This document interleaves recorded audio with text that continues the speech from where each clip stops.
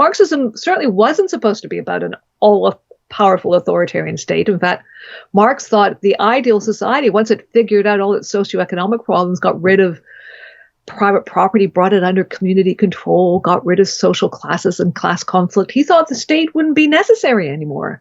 State was there to keep people down in order to prop up an unjust economic order. Get rid of the unjust economic order, you don't need the state anymore. So there's actually an anarchistic dimension to Marx. That's what I was going to say. Yeah, that sounds... Yeah.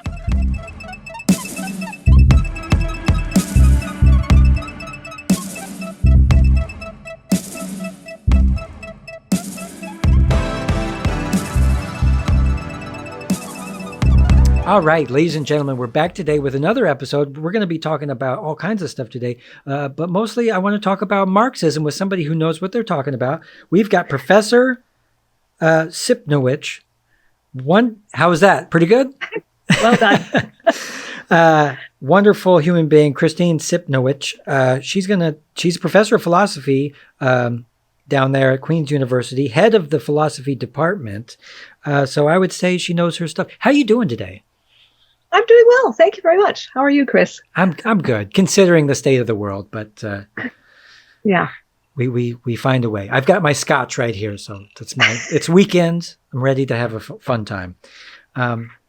So what inspired you originally to study this relationship between socialism, socialist ideas, the law, all this kind of stuff? Okay, well, I grew up in a left-wing family in Toronto. I was born in England, but I grew up in Toronto. My family was quite left-wing, and it was the Soviet era. And I guess one puzzle was, how could Marx's wonderful idea of community and fellowship and equality go so badly wrong and, end up with a very authoritarian society which did not have freedom, and its claims to equality were also somewhat dubious. So, and of course, there are many dimensions to this problem and why that was the case, why the Soviet Union was such a disappointment. But I thought one part of the explanation was actually to do with the theory or philosophy of socialism, and that was its hostility to law. And it was a hostility that made a lot of sense. After all, I think it's fair enough to say that law does serve capitalism. Law protects private property, most obviously. Law is used to clamp down on the rights of workers or to, break up strikes and demonstrations. So it certainly has been historically the handmaiden, if you like, of capitalist economic relations. And if you're critical of capitalism, you look at law and you think it's not helping, you might say. At the same time, I think that law under capitalism, in liberal democratic capitalist societies, has an emancipatory dimension. So it also does guarantee us some procedural guarantees that you have to be accused of a crime before you are brought to trial. You aren't just summarily arrested and thrown into prison. There are processes. There are fundamental rights and freedoms that constitutions protect, admittedly unevenly, but it's not nothing. So those legal procedures, this ideal that the individual should have certain legal protections before the state, that the power of the state had to meet certain procedural minimums, and that the individual had fundamental rights that couldn't be abridged. I thought those ideals were important, and they weren't actually inconsistent with socialism. In fact, socialist ideals of equality and freedom were perfectly consistent with legality understood in this general idealistic way. And there were certain respects in which socialist theory had interesting things to say that could actually inform and develop some of these legal ideas. So I thought the marriage of socialism and law, although it looked unlikely, was actually quite a promising project. And so that's something I studied and wrote my doctoral dissertation about when I was at Oxford as a graduate student.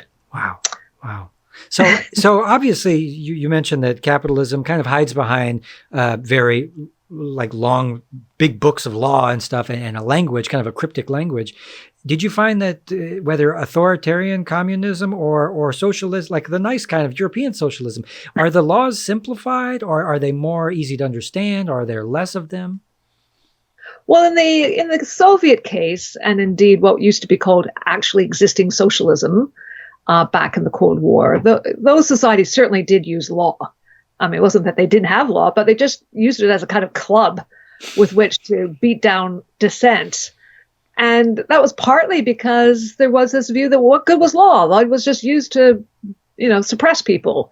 And so without that idea about how liberal freedoms actually were valuable, and that was the silver lining of capitalism, if you like. Without that view, it was very easy for these authoritarian socialist societies to just use law in this very instrumental way without protecting individual liberty. But in the case of social democratic societies, Western European societies that have highly developed welfare states, yes, of course they have highly developed legal systems. Indeed, one of the things that right-wingers at the time of the birth of the welfare state complained was that we would have huge bureaucratic states that would interfere with individual liberty, and there'd be too much law, if you like, of the administrative kind. And it's that there's some truth in that. We do know that big states have bureaucracies, and that can also be a source of oppression. And just everyday frustration, right, in terms of a source of domination that individuals have to battle against. So you got to take the rough with the smooth. Maybe we haven't yet, found that perfect combination of state administration and individual liberty and equality that having that whole package. Sure. But the idea of a necessary welfare state. So when you said the welfare state, when did that ideas kind of pop its head up first? I think it popped up after the Second World War. So, if we just remember what it was like before the Second World War, when Western capitalist countries were plunged into deep depression, and there was, thousands of people who were unemployed, couldn't put bread on the table. The war came, which offer people some source of income, even if it also meant risking their lives for it. When they came back, I think working people thought, "Hey, we're coming back to a society that better treat us better than how it treated us before the war." And actually, left-wing parties did very well after the Second World War. In Canada, there was even a communist elected in Montreal in the 1940s. To Parliament. And in general, I think there was a view also that, hey, better to give a little bit on this, that is to countenance greater state intervention in the economy, public education, socialized medicine, guaranteed social welfare benefits, old age pensions. Better to give out on those issues or face possibly workers' unrest, revolution, etc. I think there was some sense that even the most right-wing skeptics of the welfare state conceded that it was probably a better strategy than resisting it, given the risk of more radical alternatives. And so it was a combination of that kind of realpolitik. And then visionaries, people who believed that it was important to treat human beings with dignity, to make sure that they radical idea. Yeah, that's right, and that medicine in particular, which was something that Canada's always prided itself on, which was actually they recruited a lot of people who were turfed out of their jobs in the U.S. during the Cold War for big communists. Some of them helped design socialized medicine in Canada.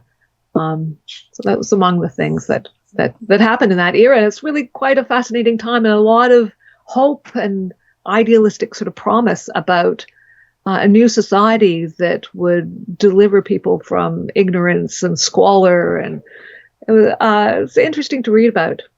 Yeah, so during this time, you're talking about post-World War II, so the 1950s. This is McCarthy era, a Red Scare time. Did none of this kind of bleed over into Canada and was there scaremongering up there? Yes, there certainly was, and Canada had a Cold War too, and as well repression of communists, not as public and as large scale as the U.S. But I think suspicion of the Soviet Union, anxiety about Soviet spies, which wasn't totally unfounded either, of course. That was certainly a factor, and obviously politically very useful if you wanted to root out progressives from your organization. So it played a role, and there was some of this, hey, this sounds like communism kind of grumbling about socialized medicine, but nonetheless, it prevailed. And I think maybe, again, this this pinko version than the total red scare that people were worried about. Yeah. And in retrospect, I mean, what communists happened in Soviet times was authoritarian. It was terrible. Lots of people died. It was oppressive. They clamped down on people really hard. Did that kind of sully the name for all Westerners up until now and maybe beyond? Yeah, I think people wondered whether the collapse of the Soviet Union was an opportunity, because no longer was socialism tethered to the example of the Soviet Union, which was so damning of the idea, or was it in some ways a tragic disappointment, because however flawed the Soviet Union was, it did stand as an alternative, and people were all on the left, many people were sort of hopeful that maybe one day it would become a democratic socialism. And of course, don't forget, right before the collapse of the Soviet Union, there was Gorbachev, and the idea of a more democratic socialist society was in the wings. It was very short-lived because he got thrown out by the hardliners, and then Yeltsin, and finally Putin. So it's been as the poor Russians have had a pretty rough go of it. Yeah. Well, these power vacuums seem to just, anybody can get sucked into them, and then you see it goes all kinds of directions. Boris Yeltsin, the famous drunken Russian president. Exactly. Yeah, exactly. So I think though it's interesting. Socialism is having something of a comeback. I find people are really interested, really engaged. People want to publish stuff about it. I get asked to write things about socialism. There's a lot, and I think the whole Occupy Wall Street and the consciousness of income inequality, and the surprising popularity of people like Bernie Sanders and Jeremy Corbyn in the UK. I mean, they've attracted a lot of support from young people who don't think of socialism as a dirty word, and that's probably because the Cold War is just ancient history. They're not imbued with this kind of visceral repugnance, right? The older generation has. Yeah. And the people post World War II probably saw fascism in action, fought against it, and when they came home, they knew that there was no way in hell that they would choose fascism, because that's the enemy's thing. But nowadays, we're actually seeing a resurgence in fascism. And do you think that's to account for the fact that capitalism is simply just failing and everybody's looking for a different answer? Oh, I don't know. There's that's big question, why fascism is on the rise, why right-wing politics, populist right-wing authoritarianism is around. True, we're looking at economic crises and worries about kind of post-industrial era without any obvious solutions. So capitalism goes through crises, and you could say right-wing populist movements rise up during those crises, and there is a sense in which capitalism is under crisis at the moment for all kinds of reasons. This climate emergency is one, the Ukraine war, and the new technological world that we're living in that's making a lot of traditional working class jobs redundant. Mm-hmm. So I think those economic explanations are helpful.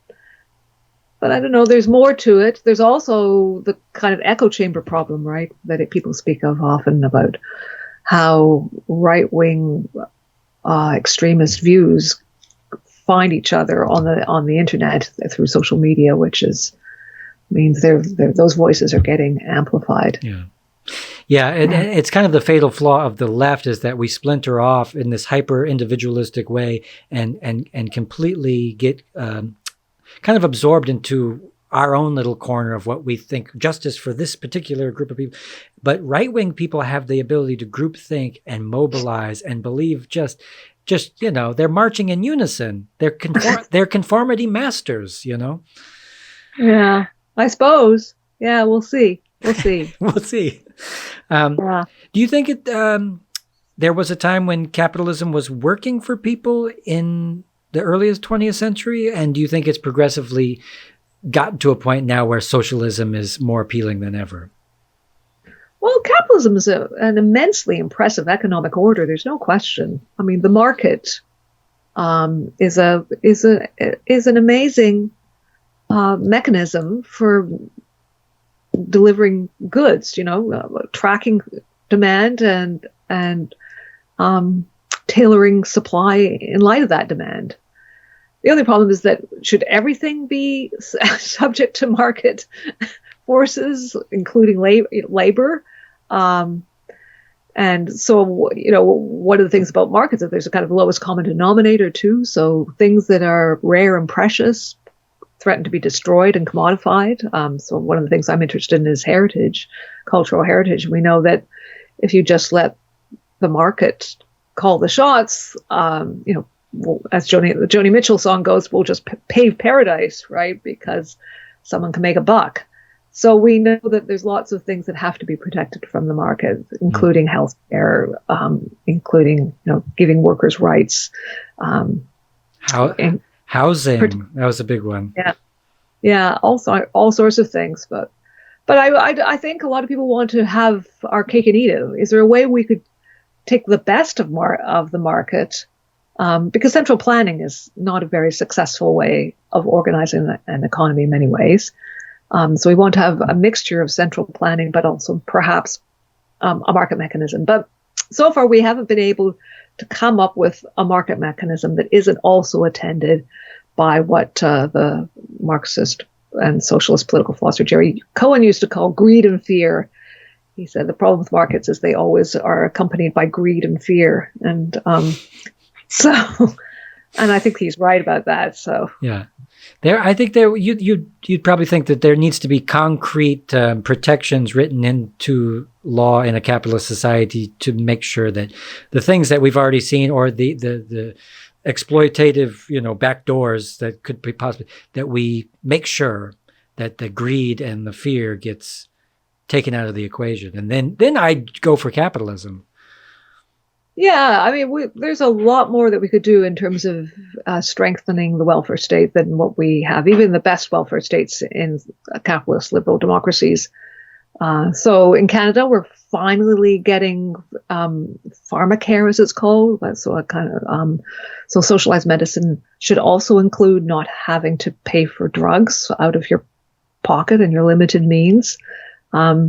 We could also say that we should have housing that's more socialized and so far our efforts at socializing housing have been very unsuccessful and have created real a kind of ghettoization of poor communities against the rich. So I think you're right. We could certainly think of a lot of imaginative ways of trying to extend the welfare state in terms of daycare, dental care, drugs, etc. I'm in a relatively privileged situation being in Canada, which has at least some welfare state compared to south of the border. Yeah, absolutely. And I grew up in America, and now I'm in Germany, and there's a vast difference between America, just commodification of everything under the sun, and as we see in East Palestine, this train derailment, and this was months before I think a different railroad was trying to lobby, or they were threatening to strike because of safety concerns. And what goes around comes around, comes around goes around, I guess. Yeah. So you wrote a book called The Equality Renewed: A Human Flourishing and the Egalitarian Ideal. So what is that about? What do you mean by this? As a socialist, I think that equality is a cardinal political value. Um, and I took the view that most egalitarian writings about what we mean by equality were liberal in cast. And in that sense, what they argued was that we shouldn't try to equalize well-being or the good life. What we should do is provide the means to whatever ends people might have. So egalitarian political philosophy is largely left liberal and inspired by the monumental work of the liberal political theorist John Rawls. And he took the view that political society and indeed political theory should be agnostic about questions of the good life. That's a private matter. And so the job of the state, the job of political theory even, is to distribute the means to people's ends, whatever their ends might be. And so you try to make income and resources more equal. But I thought this was wrong, because what we're really interested in when we think about income inequality is how people live, whether they're living lives of well-being or not. So we don't care too much how much is in their bank account. What we care about is whether they're housed, whether they are in good health, whether they're educated, and even more ambitiously, whether they have access to nature, whether they live in attractive communities, whether they have friendship, social connections. So I thought what we need to talk about when we're talking about equality is human flourishing. That's what we're after, how people live, human well-being, and not just the means to those, well-being. Because part of the problem is I think we don't design our cities well enough, right? We force people to commute to work for long periods of time. We don't have adequate transit for people. So those are questions about the kinds of lives that society makes possible for people to live. And just income isn't going to address those kinds of questions. Is there's an... Well, important. I mean, it's not as though it's not important, but it's a means to what is really more fundamental. And is there an aspect of mental health there, depending on if you have a purposeless kind of job, is that taken into account the human flourishing? Yeah, and that takes us back to Marx, because I think what this involves is really returning to these earlier socialist ideals, because one of the things that Marx said was not just that the problem with capitalism is it made people unequal, but it also made people unfree. And they were unfree in the sense that they didn't have control over their lives. They weren't self-determining. They were, basically treated as machines or appendages to machines in the capitalist production process. And so mental health, you might argue, is another way of casting the idea of alienation. So Marx thought that people were alienated in their work, and that meant they felt like they were not at home. They were strangers in the very activity that was supposed to be fulfilling and a way of expressing themselves. Instead, they felt least like themselves in their work, most inhuman, because they were treated as machines or a factor of production. So I think Marx was, interestingly, very aware of the unfreedom mental health dimensions of capitalism. And so, yes, certainly, we're more and more conscious of this today. Of course, when we talk about well-being, we mean often mental health, not just whether or not you're physically healthy, but your mental health, we realize, is hugely important. And of course, the two go together. People with mental health problems often have socioeconomic disadvantage that breeds poor physical health, which breeds poor mental health. So these things are all connected. Yeah. And you hinted at the idea of having people, kind of guiding people towards their purpose as a form of human flourishing. And do you kind of assume that everybody has a purpose, or has that been taken away from us through automation and outsourcing and stuff like this? Is there enough jobs for everybody? Well, I think people originally thought that mechanization would mean more leisure, right? That we would all have a decent living, we would all have enough income and more leisure. And instead, we have precarious work, people just stitching together part-time jobs that don't pay them enough to give them a decent standard of living, can't afford their rent and so forth. Then we have some people who are overworked, working all the time. We feel socially dislocated and disconnected from each other. We're on our phones all the time, answering email at all hours of the day. And so there's certain ways in which we're kind of tethered to our work, working more than ever. And at the same time, people being underemployed because of mechanization and certain jobs becoming extinct. I think, and that's just, I think people have a tremendous creative capacity, but it's very hard to see that in yourself when you're just scrambling for a living. Yeah. And also when you're alienated and depressed because you feel that society's left you behind and you're not needed and there's no place for you. Yeah, I'd like to think that most people subconsciously understand that the gig economy or whatever they're participating in, these meaningless, useless jobs, I think they kind of know that they're not providing any real substantial value to society. That it's all just kind of extra. Just wipe this down and we'll give you some money and you can live. It's a possibility that people feel that, yeah? Yeah, I think so. I remember certainly as a student, I had some summer jobs that seemed like PR bullshit jobs and other jobs that were hard work, but like I felt like I was doing something important that people, I was producing something that somebody wanted at the end of the day. Yeah. Yeah. I've definitely had both kinds of jobs. Yeah. And I've had more sense of purpose being a street musician than I ever did any of the other kind of, taxable, write you a check every 2 weeks kind of jobs. So, yeah. So, you've obviously, your stuff, Marxism. I'm a big fan. What are some of the misconceptions that get floated around that scare middle Americans out of this idea? Well, I guess the Soviet Union has a lot to answer for. So we just think, okay, if Marxism's that, no thank you. Although, there's certain things that the Soviet Union accomplished which were fantastic, but there's so much that was... Sure. It's utter tragedy. They beat us to space, but on the other hand, they killed a lot of people. So yeah, exactly. So there's just that historical legacy that makes it hard to think imaginatively about what Marxism was all about. But Marxism certainly wasn't supposed to be about an all-powerful authoritarian state. In fact, Marx thought the ideal society, once it figured out all its socioeconomic problems, got rid of private property, brought it under community control, got rid of social classes and class conflict. He thought the state wouldn't be necessary anymore.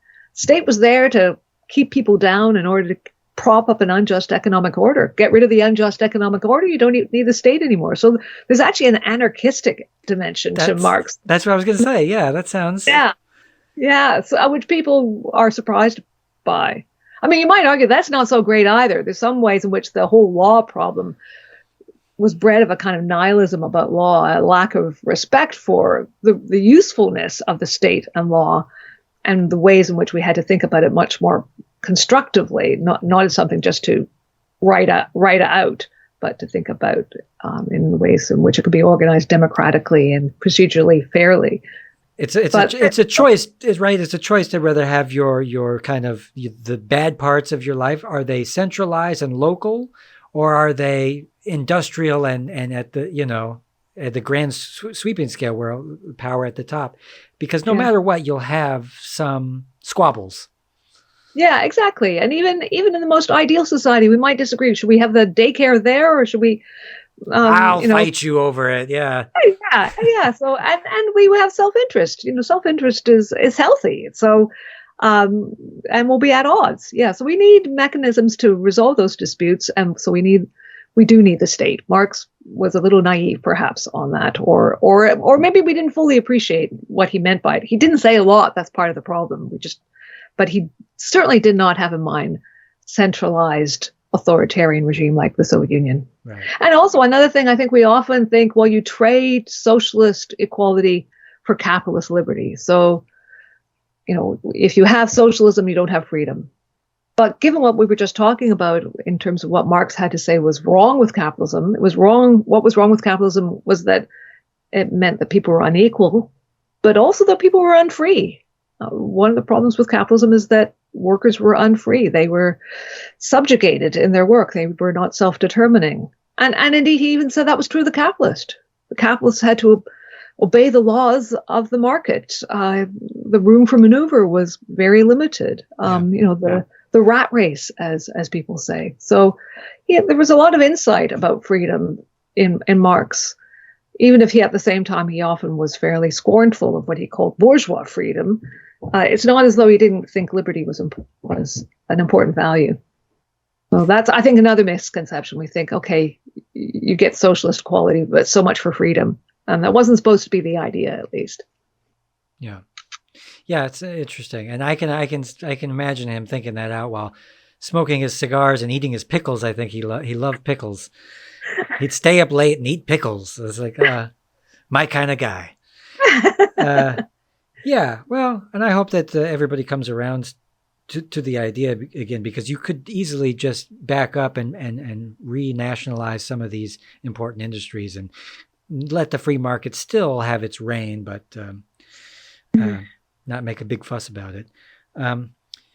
So I'll ask you one last question. So what is the reconciliation process of Canada? What is this? Explain this to me. Reconciling what? There's a tiny question. Oh, well, I mean, America faces the same issues, but I think Canada is especially conscious of them. That Canada is a colonial society, that we took land away from Indigenous people. It was not as though people arrived here and the land was empty. There were people here already, and their land was taken away from them. Children were put into residential schools. And so there's a long history of colonialism that we've only very recently started to face up to. And that's a tough process. It involves not just sounding nice and, being sort of Canadian and making polite noises about the issue, but sorry, actually, yes, exactly. Which, apologies matter, but that's not all that is needed.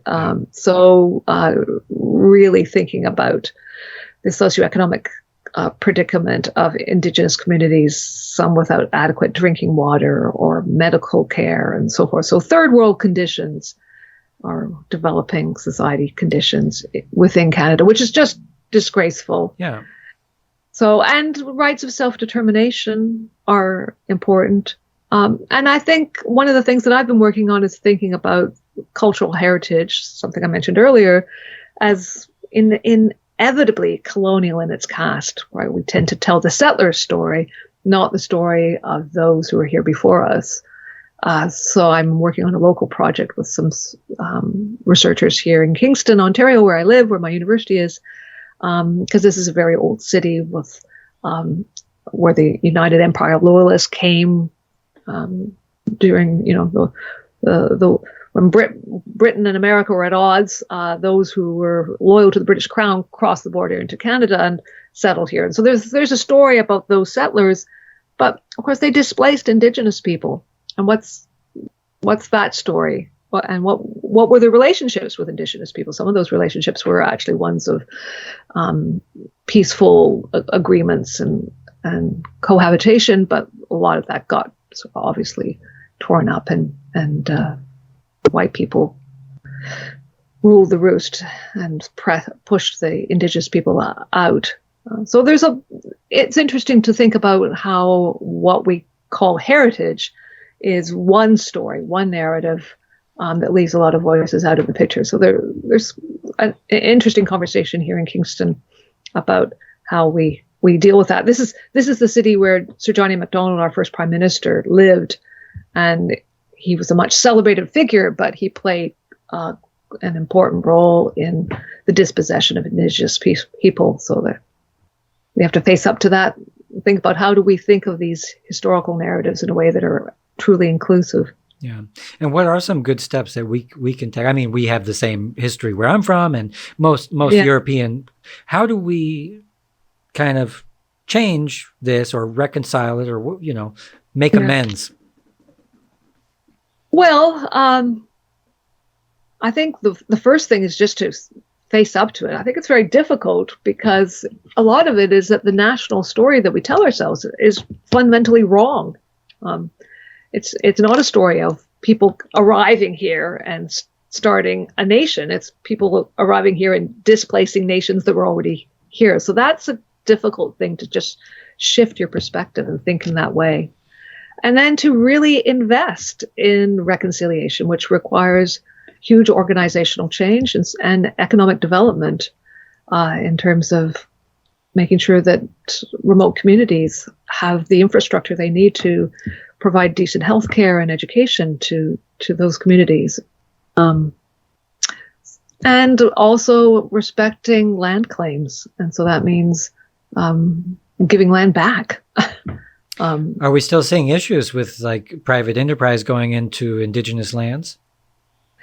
Sure, of course, yeah. And that's the usual thing. Capitalism rears its ugly head again, right? Making a buck will always, rule the roost. This is the problem. So we have to say there are other things that are important besides profit. Yeah. The commodification of absolutely everything inside. Yeah. That's right. Well, we're going to have you back because this was way too easy and way too much fun. There'll be some links in the description to some of the books you've written. You've written a lot of books. You're just a heavy hitter academic. You know your stuff. Anything you want to say before we go? No. Be kind to each other. Yeah. Come on, people. What are you doing? Be nice. Okay. Yeah. Professor Sypnowich, one of my favorite guests. Well, thanks. It was lovely to talk to you, Chris. Yeah. Lovely to talk to you. We'll talk after this. Bye, everybody. Thanks for coming. Bye-bye. Thank you.